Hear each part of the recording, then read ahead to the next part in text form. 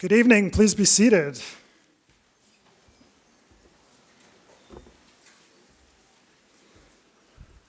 I'll just remind you up at the top, there's a question period after the lecture, so please join me for the conversation in the conversation room. And also, there are some handouts floating around. I won't be announcing where we are in the handout. If it's helpful, you can follow it. If you don't have one, you'll be fine. So, all right. Questions about hell first started to pester me when I first tutored sophomore seminar. Though I was raised as a Christian and had 2 graduate degrees in theology, the Jesus I encountered in our seminar was not my Jesus. Back then, my Jesus was like the guy at the party who brings enough pot to share with everyone, and then he looks you deep in your eyes and tells you about this mystical experience he once had on a canoe trip. But when I read Matthew from start to finish for seminar, Jesus wouldn't shut up about divine judgment and hell. And then my students, like the all-star Johnnies that they were, kept bringing up the passages that most bothered me. Our inquiry tonight has 2 main questions. What is Jesus' hell, and how does he understand divine judgment? Matthew's gospel is our focus because it includes by far the most references to hell of any of the 4 gospels. The lecture is in 3 parts. In the first, we approach hell through Jesus' teaching, considering the 7 references he makes to Gehenna, which is the main Greek word for hell. In the second part, we approach hell through Jesus' storytelling, his very short stories or parables. And then in the third, I'll make the case that despite the majority and highly influential view, Jesus' hell wasn't about the afterlife. He wasn't warning people of unending torment after death. He was predicting an impending historical catastrophe. One last introductory comment. Jesus was Jewish. Since relatively soon after his death, there has been a very long line of pasty white guys, such as myself, who have yammered on about Jesus.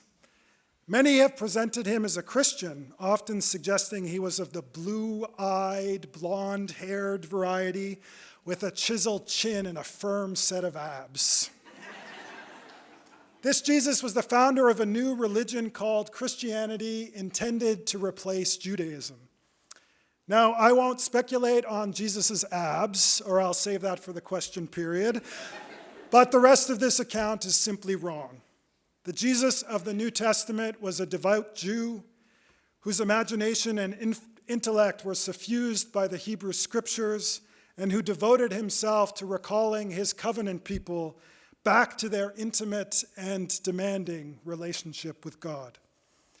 If anything I say tonight sounds like that blonde Jesus, then you've either misunderstood me or I've messed up. Part 1, Gehenna in Jesus' teaching. In his first speech, Jesus embeds his first 2 ways to hell within an argument about how to interpret the Jewish law. Before he gets down to particular laws, he claims, and I'm quoting, "Unless your justice exceeds that of the scribes and Pharisees, you will never enter the kingdom of heaven." We'll come back to the kingdom of heaven, but for now, notice that Jesus is launching a debate about the nature of justice. Our first 2 ways to hell are anger and lust, so I'm sure none of you have anything to worry about. With the first law, the prohibition against murder, he stretches it to include getting angry. He specifically refers to the kind of anger that leads to insulting others. This focus indicates why he links murder and anger. Murder is the most extreme way we have of degrading one another. Insulting someone can be a lesser means of such degradation. So while murder and anger aren't siblings, they're at least members of the same extended family. Now our first mention of Gehenna. In Jewish law, those accused of murder were to be judged by a court. Anger receives a similar treatment. Jesus notes two forms that judgment can take, one human, one divine. The human judgment is a trial. Anger can get out of control and you can end up in jail. There's also divine judgment, the hell of fire. He doesn't expand on this, but just drops his first H-bomb, as the kids call it these days, and moves on. So far, we know only that hell is a form of divine judgment, and it's connected to fire.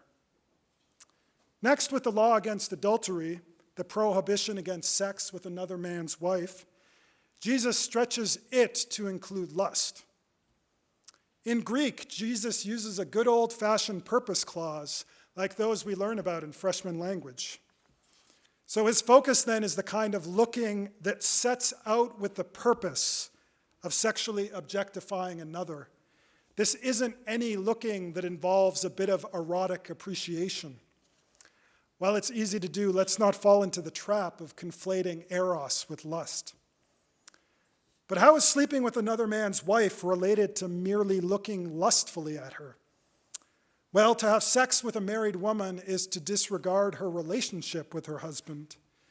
And we implicitly show a similar disregard when we look lustfully at someone in a committed relationship.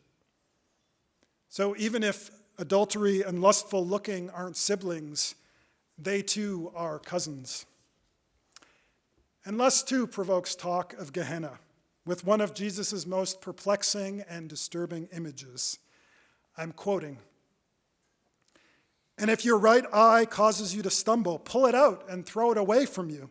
It's better for you to lose one part of your body than for your whole body to be thrown into hell. And if your right hand causes you to stumble, cut it off and throw it away from you. It's better to lose one part of your body so that the whole of your body doesn't go to hell." Well, where do we start? The right eye, the most dominant eye in most people, is the body part most involved in lustful looking.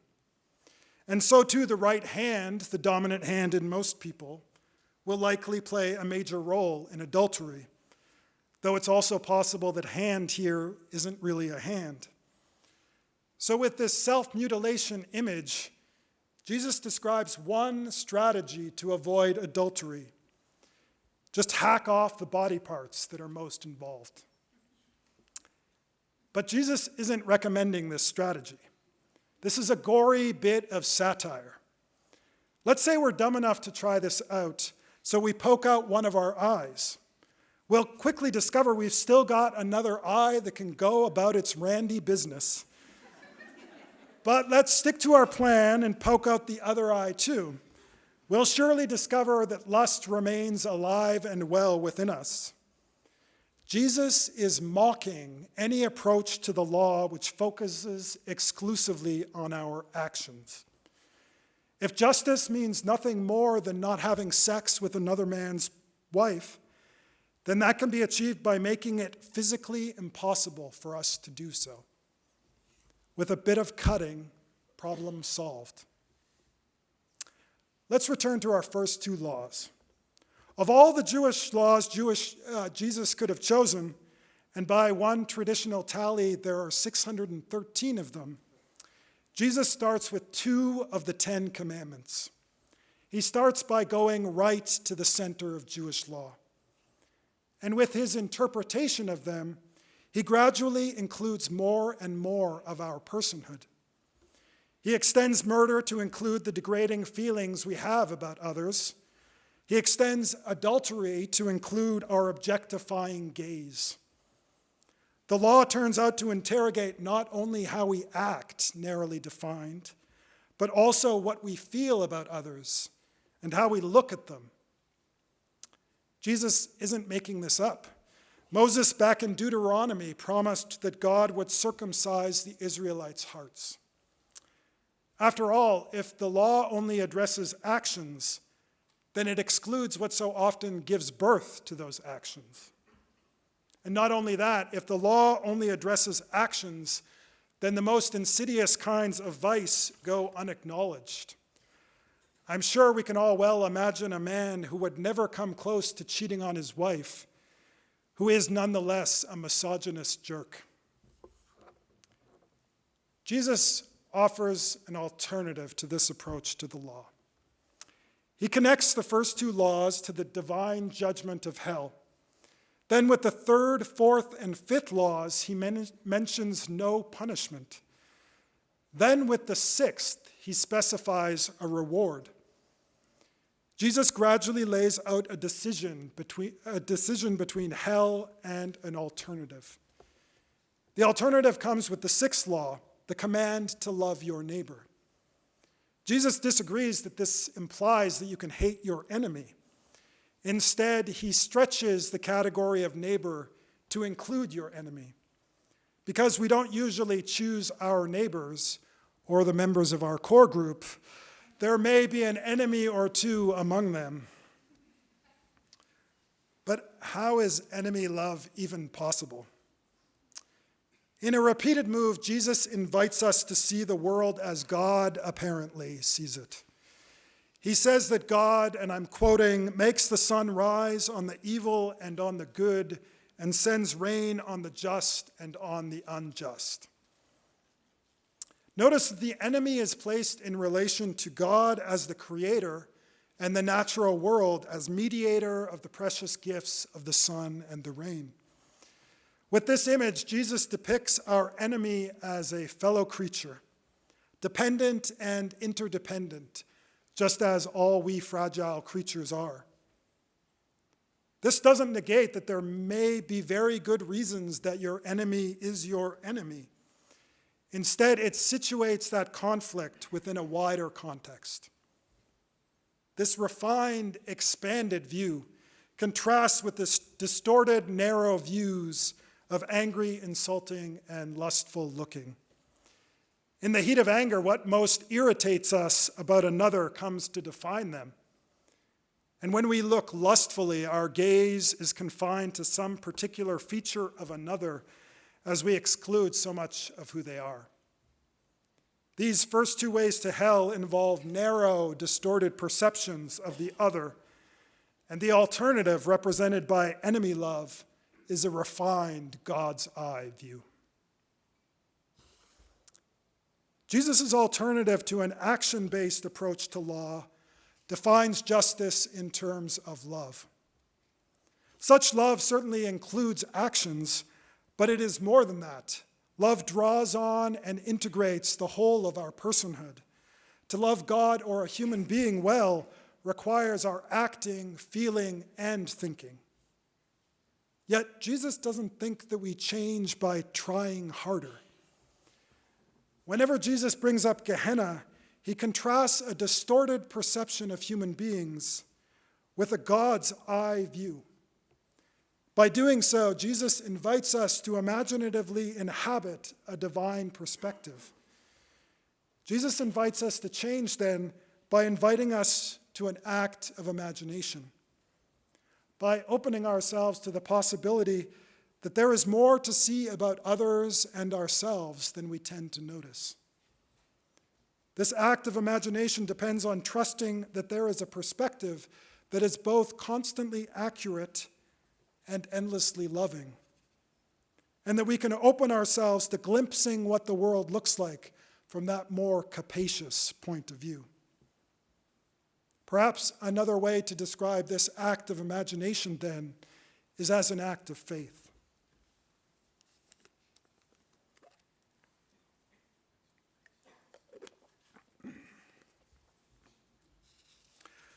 I said earlier that with the first two laws, Jesus warns of the divine judgment of hell, and then it's only with the last law that he specifies a reward.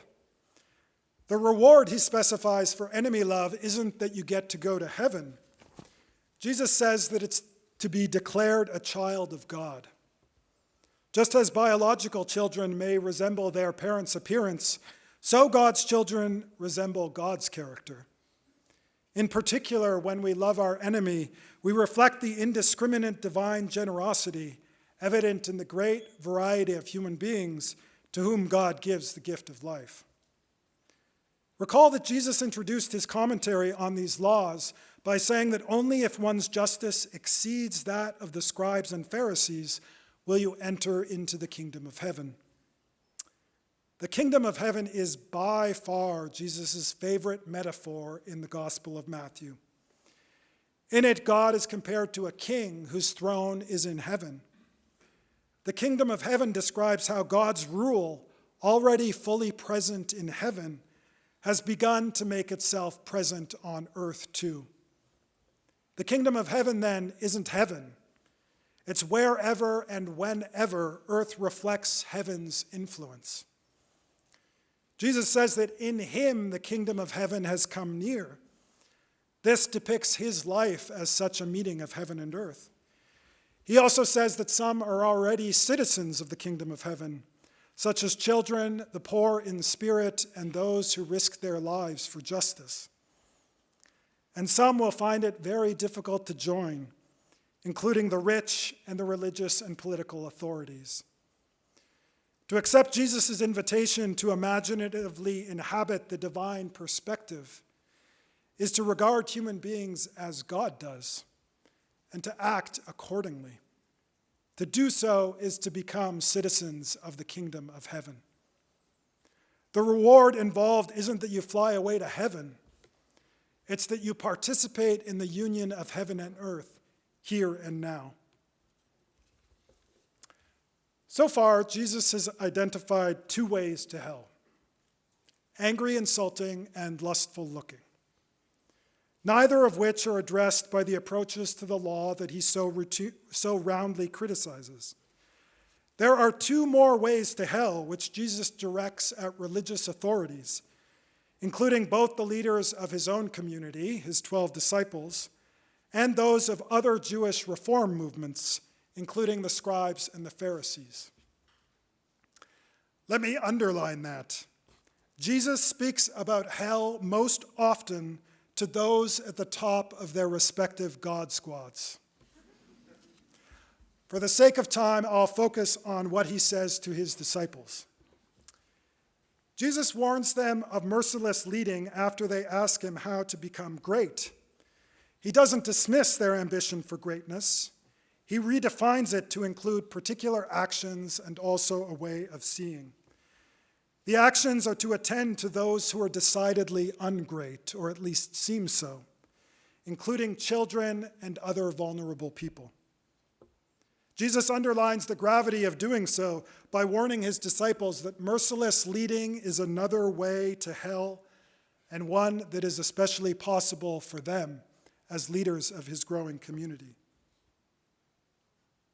Yet for Jesus, warning of hell is always a transitional step. He warns against hell and identifies a distorted view of others to see the vulnerable as impediments. And then he offers another God's eye view. This God's eye view consists in two images. First, Jesus says that the vulnerable each have an angel or messenger who, I'm quoting, continually sees the face of my Father in heaven. So God is pictured as a king again, and the best position in a monarchy is to be in the court, so you have direct access to the king. The vulnerable, apparently, have direct, intimate access to God. And then, like the good theologian that he is, Jesus mixes his metaphors. God is like a shepherd who, if a sheep gets lost, leaves all the rest to find the missing one. Not only does God give the weak and vulnerable VIP access, God also apparently leaves behind those who are safe and sound to reach out to the struggling. While Jesus specifies a few great actions, the true path to greatness lies in another act of imagination, which is also an act of faith. The second misuse of religious authority that leads to hell is self-protective self-love. Before Jesus sends his disciples to grow his community among their fellow Jews, he says, I'm quoting, "You have received a free gift. Give a free gift." This is a pithy summary of Jesus' approach to religious authority. He's not opposed to leaders or hierarchy as long as they are a means of mediating to the many what starts out with the few. He sends his 12 disciples out to their fellow Jews so that they can grow his community. And he empowers them, as Matthew tells it, with the ability to exorcise demons and heal the sick, telling them to announce that the kingdom of heaven has come near. Jesus seems to worry that his disciples may fail to take up this dangerous work out of a self-protective self-love. He's got a cunning strategy to address this, though. First, he says that they shouldn't fear other human beings who can only destroy their body. They should fear God, who can destroy both body and soul in hell. But Jesus doesn't leave them with fear. Hell is always a transitional step. He engages their self-protective self-love so that he can move them past it. And he does so with another God's eye view. In this case, it addresses a distorted image the disciples may have of themselves. Jesus claims that God has every hair on their head numbered. The intimate, comprehensive knowledge that God apparently has of them means there is no reason to fear any human being or even God. This act of imagination reconfigures what it means to love oneself, as in the particular situation the disciples find themselves in, self-protection is not the right approach to take to risk.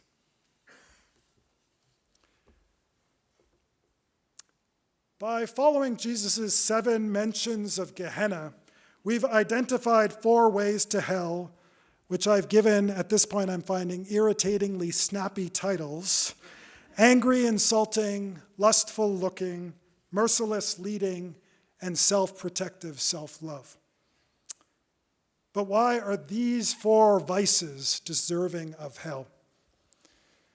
Later in Matthew, a lawyer asks Jesus to identify the greatest commandment. He answers by quoting Deuteronomy. The greatest commandment is to love God with your whole self. But he also quotes a second commandment from Leviticus, to love your neighbor as yourself. Now, many Jewish teachers before and after Jesus were asked to summarize the law, and most chose one or the other of these commandments. So Jesus is entirely unoriginal in his choice of these 2. But he is entirely original in not choosing one or the other, but in choosing both as a pair.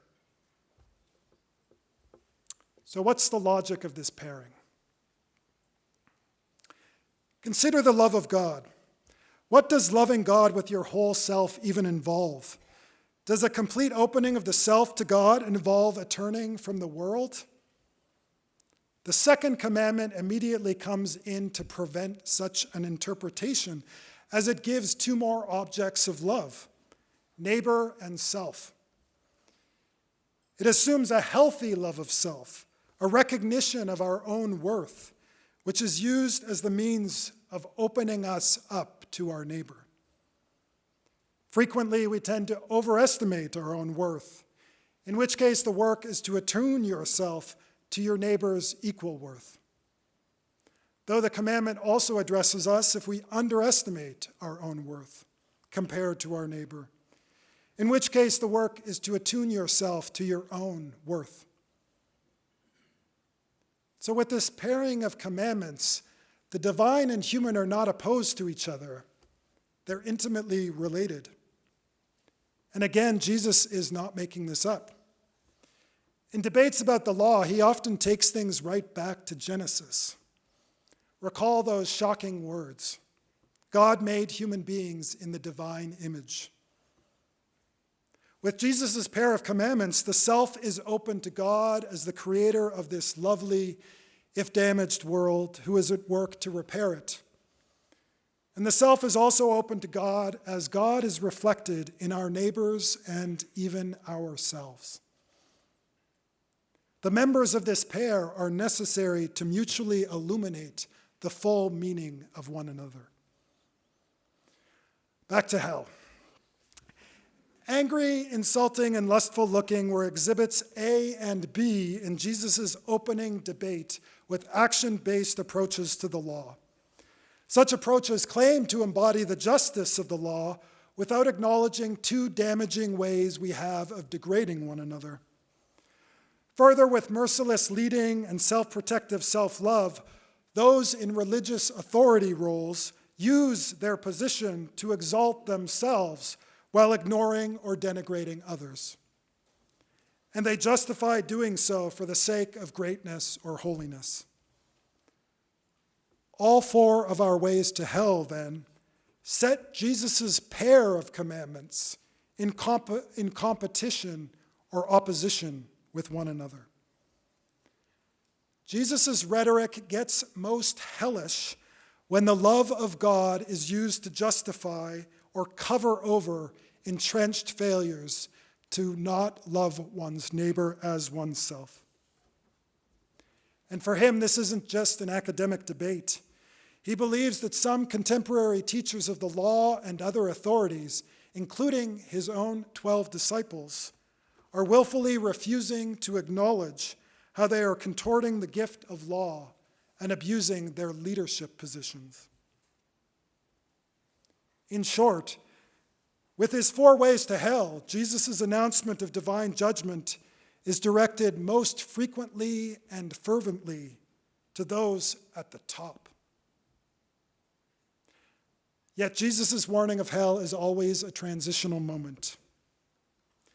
He keeps offering a choice between a distorted way of viewing human beings and a refined God's eye view, which is to say, between destruction in hell and participation in the kingdom of heaven. He keeps inviting those at the top to change and to begin to do so by entrusting their too narrow perceptions to God's broadening influence.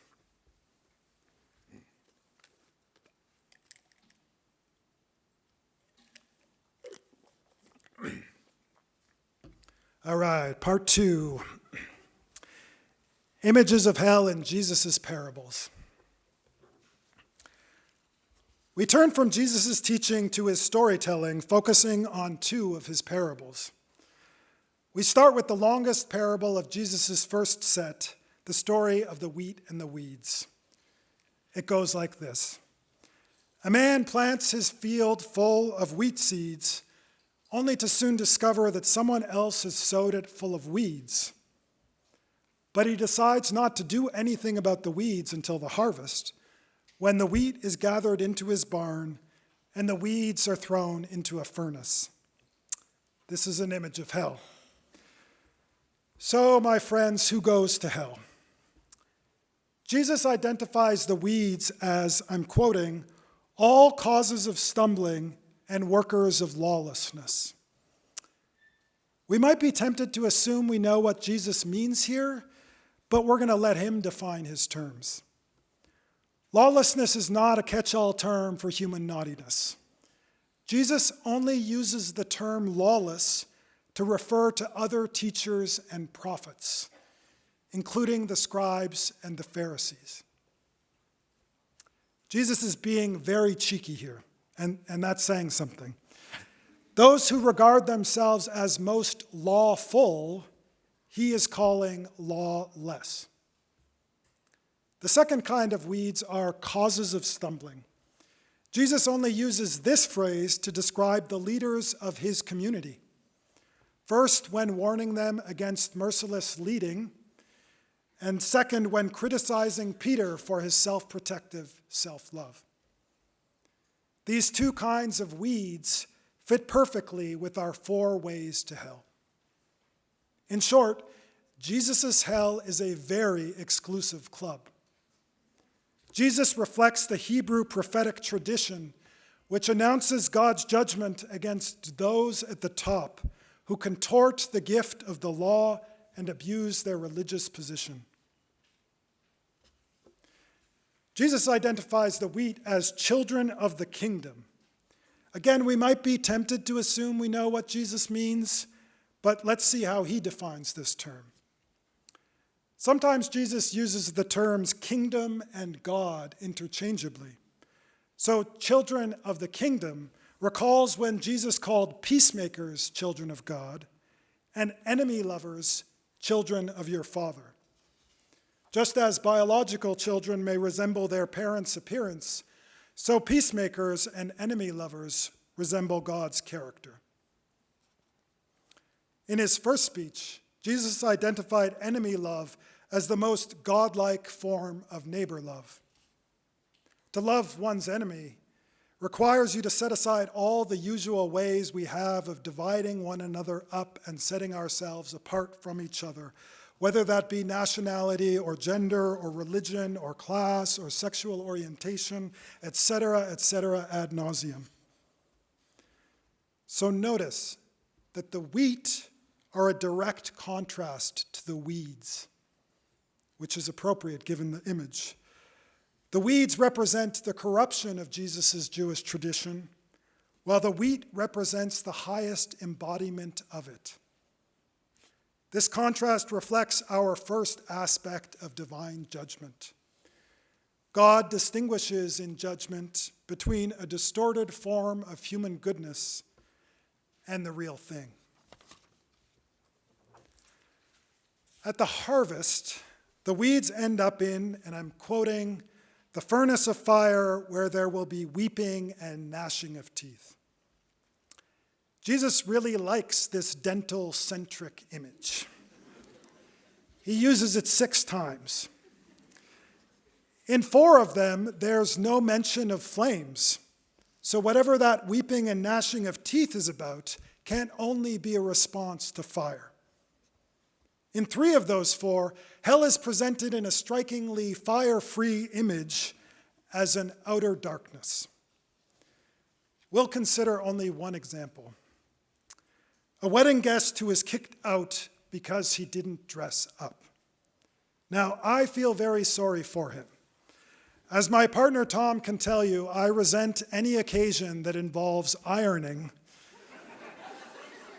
Even though, as Tom can also tell you, he does all of my ironing. Yet, as sartorially lazy as I am, I know that dressing up for a wedding contributes to the celebratory vibe. So our wedding guest goes to the party, but he's not really at the party. He's decided to exclude himself from full participation. The outer darkness, then, isn't a new state of affairs for him. It's one of his own making. In all 3 of these outer darkness parables, the characters who get thrown out do so because they have persistently and willfully refused to open themselves in love to God or their neighbor. Yet these very same characters have a confidence that they are in the right and will end up rewarded. Their weeping and gnashing of teeth isn't a response, or isn't only a response, to physical pain. It's an expression of anger, resentment, disappointment, when divine judgment discloses the stark reality that they have made for themselves. This also applies to our weeds. Both kinds of weeds, as Jesus identifies them, are convinced of their own holiness or greatness, and so they're horrified when it turns out that God disagrees. This reflects a second aspect of divine judgment. God, in judgment, discloses the antisocial character of the distorted form of goodness. At the harvest, the wheat is gathered into a barn. Jesus identifies this as a future time when, and I'm quoting, the just will shine out like the sun in the kingdom of their Father. Recall that Jesus identified the wheat as peacemakers and enemy lovers. So often these virtues can seem foolish or even dangerous. Yet Jesus says that the divine judgment will disclose the true character of these most social virtues. Shining out like the sun is an image of maximum publicity, an open vindication of these risky and much maligned ways of life. And they will shine in the kingdom of their Father. Thus, that publicity includes a clear declaration that by their peacemaking and enemy-loving, they were participating in the union of heaven and earth. Now for more bad news. The weeds get burnt up in a furnace of fire. Fire is the most frequent image Jesus uses for hell. In addition to weeds ending up in a furnace, he talks of trees that produce rotten fruit getting thrown into the flames. These images, though, work on a very practical level. It is a long-standing practice to deal with unwanted plants by burning them. I had a childhood neighbor, the very smiley Mrs. McPherson, who used to do this at least monthly. All four of our ways to hell resemble invasive weeds or fruit trees with rotten fruit. These images underline how these plants threaten healthy growth. Recall that Jesus is at his most rhetorically fiery when he is castigating religious authorities for interfering with others' growth. The continued expansion of the weeds threatens the wheat. So we come to another and the most disturbing aspect of divine judgment. God, in judgment, acts to stop the spread of what persistently threatens healthy growth.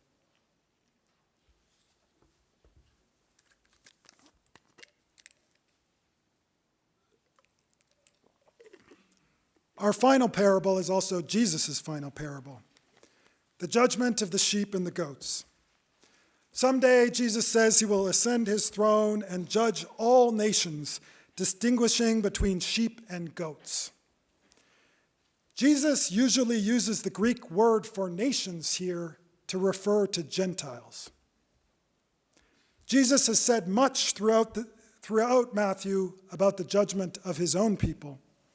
In his last parable, he focuses on the Gentiles. At this future judgment, Jesus will distinguish between distorted forms of human goodness and the real thing by separating the sheep from the goats. In the recurring biblical image of sheep, usually the sheep are the covenant people. Before he sent his disciples off to reach out to their fellow Jews, he told them to go to the lost sheep of Israel. The Gentile sheep in this parable, then, hint that Jesus believes some Gentiles will be included in the covenant people. This is a remarkably inclusive approach for a Jewish teacher to take to Gentiles. Jesus distinguishes between sheep and goats by disclosing the true character of distorted human goodness and contrasting it with the real thing. When the sheep encountered Jesus when he was hungry or thirsty or in prison, they acted mercifully. The goats didn't. This again recalls Jesus' earlier speech to his 12 disciples before their outreach to their fellow Jews. He said God would someday judge those they encounter based on how they treat his disciples. Anyone who treats them mercifully will be rewarded, and if not, they'll be punished. Jesus extends that earlier promise now to include the even more dangerous work of reaching out to Gentiles. Earlier, Jesus described his followers as thirsty. In this parable, he adds to that list, hungry, sick, and in prison. These are the conditions that Jesus' first followers will suffer when they first reach out to Gentiles. But here's a puzzling little detail. When Jesus tells the sheep and the goats at their judgment that they encountered him, neither of them know what he's talking about. Their failure to recognize Jesus does not determine whether they're sheep or goats. We return again to Jesus' earlier speech to make sense of this, when he told his disciples that the Jews they meet would be judged according to two criteria. First, whether they acted mercifully towards Jesus' disciples, and second, whether they recognized them as in some way sent by God. God, it seems, according to Jesus, will hold the covenant people accountable for whether they recognized that God was at work in Jesus' followers. Yet in our parable, only one criterion is applied to the Gentiles. The only one is whether they treated Jesus' representatives mercifully. They aren't expected to recognize Jesus in his followers because they have no grounds for doing so. They know nothing of the Jewish law or the covenant. And this brings us to another aspect of Jesus' account of divine judgment. God treats different cases differently, but not entirely differently. God won't expect the Gentiles to recognize Jesus' disciples as prophets, but God will still hold the Gentiles accountable for how they treat Jesus' first followers. There seems to be a natural law by which all human beings can be judged. Now recall that way back earlier in this lecture, Jesus summarized the Jewish law with a pair of commandments. Love God with your whole self and love your neighbor as yourself. When it comes to those Gentile sheep, perhaps the second commandment alone is the criterion by which they are judged. Or maybe not. Perhaps when Gentiles love their Jewish neighbors as themselves, they are implicitly, perhaps even unconsciously, loving God. Back to the goats, who are thrown into fire, another image of hell. Jesus twice uses a Greek adjective here that is most frequently translated into English as eternal. I'm suspicious of this translation. In the 3-hour version of this lecture, speaking of hell, I consider that at length, but let's keep it short. At its most general, aionios describes an indefinite period of time. Sometimes it's an indefinite period of time that will come to an eventual end. Other times it's an indefinite period that is unending. Based on the Greek alone, either meaning is possible. Here's one reason I'm suspicious that the eternal translation is right.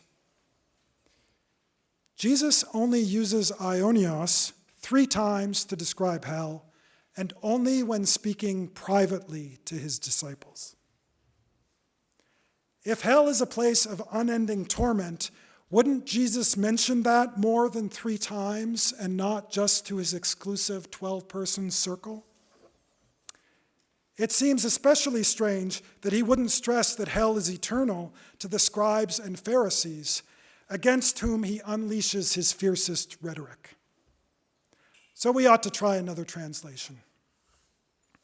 Instead of describing the punishment of the goats as eternal fire, we'll try the fire of the age. In his earlier parable, Jesus said the harvest was an image of the end of the age. The repetition you hear in those 2 English phrases is there in the Greek. Fire of the age includes the adjective aionios, and end of the age includes the noun aion. These 2 words share the same root. Jesus' talk of the harvest seems to have stuck with his disciples, understandably so. So much later, they ask him more about the end of the age. He ends his lengthy response to their question with our parable. In other words, Jesus is answering their question, at least in part, with this parable. Jesus isn't describing hell as eternal. Instead, he's filling out for his disciples what the end of the age will involve, just as they asked him to do.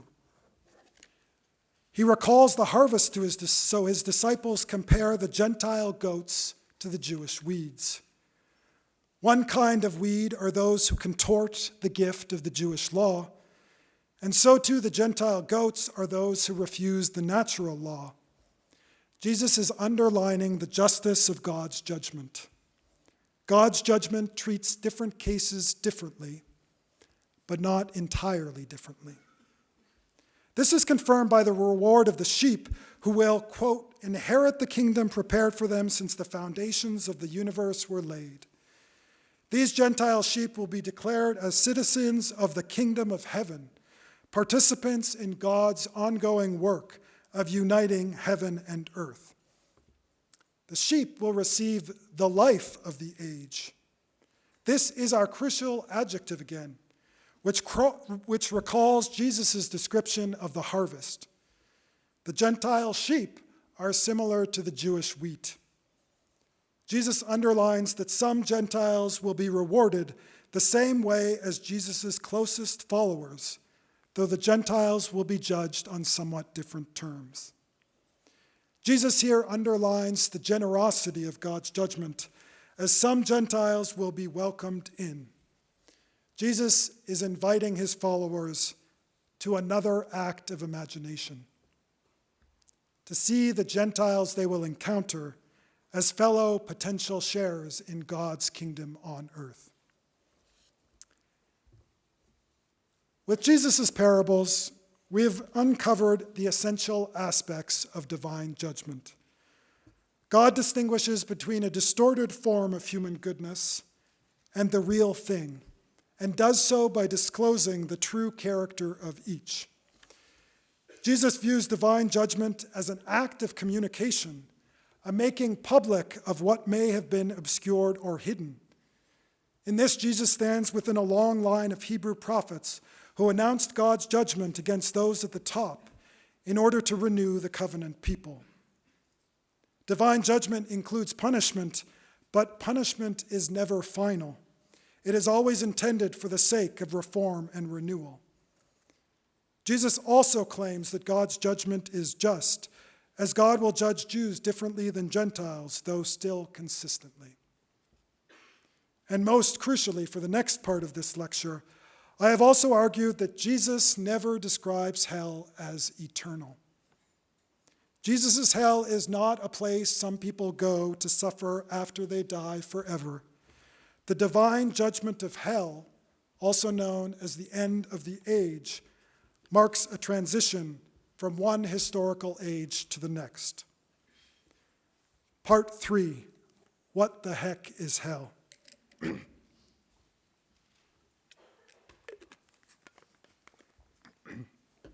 This is also the shortest part, by the way.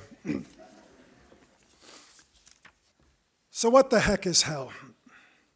Gehenna is the Greek translation of the Hebrew phrase Valley of Hinnom, a valley that surrounds Jerusalem, familiar to Jesus' listeners. The biblical prophet Jeremiah was the first to associate that valley with divine judgment. In the 7th century BCE, he warned the citizens of Jerusalem that God was outraged by their acts of unfaithfulness and injustice, especially their child sacrifices done in the Valley of Hinnom. Jeremiah predicted that if they didn't change, the Babylonian Empire would invade Jerusalem, killing many and destroying the temple. And the violence would be so swift and overwhelming that there wouldn't be time to bury the dead, so corpses would end up piled in the Valley of Hinnom.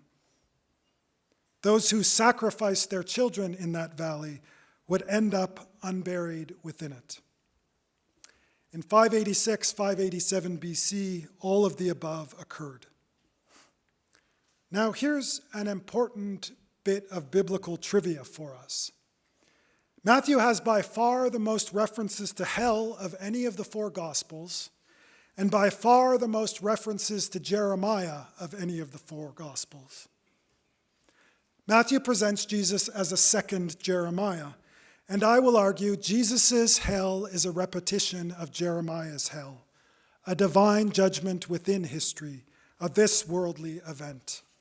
We'll consider just a handful of the many allusions to Jeremiah in Matthew. Jeremiah announced God's coming judgment by going right to the temple. When Jesus first enters Jerusalem, he does the same. Then he quotes Jeremiah's description of the temple as a den of robbers. Jesus revives Jeremiah's criticism of how the temple authorities misuse the Jewish law and abuse their religious authority for economic gain. Jesus also turns over the tables of the market stands and drives out the sellers, and then invites in the blind and sick and heals them. Later, Jesus will state what he repeatedly implies, that he foresees the imminent destruction of the second temple. Matthew makes our second allusion to Jeremiah. After Judas sees Jesus arrested, he regrets what he did, and he returns the money he was paid to betray Jesus. The temple authorities take his money and then send him away. Because of a law from Deuteronomy, they can't put Judas's money into the temple account. So they decide instead to buy a graveyard for foreigners, reflecting a long-standing Jewish care for refugees. So notice their rigorous adherence to the law. Yet they don't show any concern for Judas. They fail to act mercifully. After he leaves them, Judas takes his life. Matthew says this fulfills Jeremiah, but he also combines it with a quotation from another prophetic book.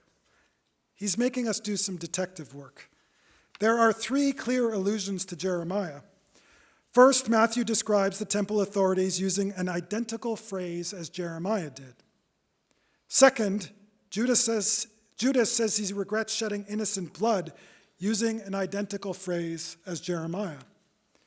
And third, Matthew describes the renaming of a field, as does Jeremiah. This cluster of allusions all come from Jeremiah chapter 19. Now, there are two chapters in Jeremiah in which the prophet predicts a coming divine judgment centered on the valley of Hinnom. Chapter 7 and chapter 19. In his demonstration in the temple, Jesus quotes from chapter 7.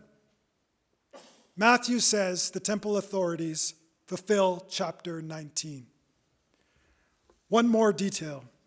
The most likely location for the field the priests buy is in a valley just outside of Jerusalem, the valley of Hinnom. The temple authorities used Judas's money to buy real estate in hell. Matthew subtly identifies Jesus' hell as a repeat of Jeremiah's hell. The final allusion to Jeremiah we'll consider is in Jesus' final rant against the scribes and the Pharisees. It includes at least 4 allusions to Jeremiah. We'll consider just one.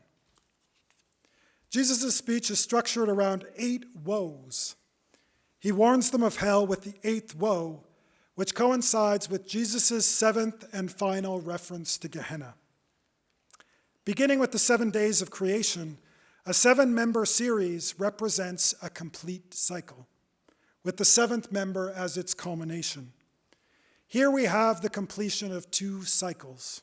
The 8th woe and the 8th and final woe coincide with the 7th and final Gehenna in Matthew.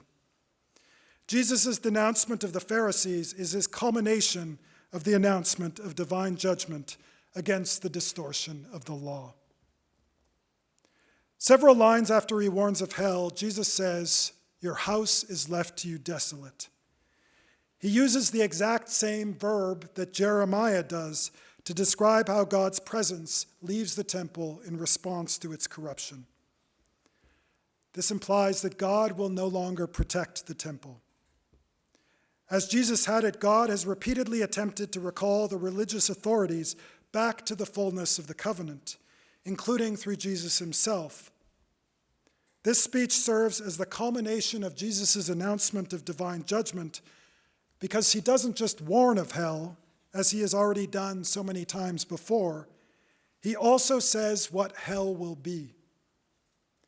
Jesus' hell is what will follow after God no longer protects the temple. Jesus' hell is a repetition of Jeremiah's hell. Jeremiah's hell arrived with the invasion of the Babylonian Empire. Several decades after Jesus' death, in response to a violent rebellion, the Roman Empire began a war with the Jews. In 70 CE, the Roman Empire invaded Jerusalem and destroyed the Second Temple. As the first century Roman historian Josephus records it, the violence was so swift and overwhelming that there wasn't time to bury the dead. So the corpses were piled up in the valley of Hinnom, also known as Gehenna, also known as hell. It's a matter of historical record then, right down to that last horrifying detail, that Jeremiah's hell did repeat itself in the first century. So if Jesus' hell is a repeat of Jeremiah's hell, he predicted rightly. And if Jesus' hell is a repeat of Jeremiah's hell, then it occurred in the first century. Jesus' hell wasn't only historical. His hell is history. Jesus warned that hell would come when God's presence abandons the temple in response to its corruption. This reflects the last aspect of the divine judgment, which has a long biblical precedent, which we won't get into. We're almost at the end. God's judgment sometimes works by allowing human beings to be confronted by the full consequences of their actions. Jeremiah was not the only prophet to see this judgment taking place by the invasion of a foreign empire. In the 8th century BCE, the prophets Amos and Isaiah both warned of God's coming judgment through the invasions of the Assyrian and Babylonian empires. And as we know, Jeremiah made his own similar predictions a couple centuries later. Yet, according to the prophets, it's not that God was behind these violent, invasive empires. I will boldly declare an undeveloped thesis. The biblical God is never responsible for human vice and evil, yet God does take responsibility for using human vice and evil to serve some good. When the prophets warn that God is going to use these empires as a means of judgment, that does not mean God condones these empires. Instead, the biblical prophets, including Jesus, believe that God is at work in history, cunningly ensuring that good comes out of evil. God's judgment always involves both a no and a yes, a public rejection of a distorted form of goodness and the illumination of an alternative to it. Take Matthew's account of Jesus' crucifixion. As Matthew tells it, the religious authorities conspired to have Jesus killed. The political authorities went along, and by the time he was hanging on the cross, all 12 of his disciples had abandoned him. It was only a small group of women who stayed with him, following him first from Galilee to Jerusalem, a journey of about 100 miles, and then they remained with him as he was crucified. Only 2 of these women's names are recorded, so seemingly insignificant were they. Surely any reasonable person faced with these details would predict that Jesus' fledgling movement would not make much of a mark. Reminds me of my favorite parable. Jesus says that the kingdom of heaven is like a mustard seed, which starts out so small it's imperceptible. And because of its unpredictable growth and rather unlovely appearance, it's widely regarded as a weed. Yet from their insignificant beginnings, mustard seeds can become trees with large, luxurious branches, which make a perfect shelter for the birds. Thank you.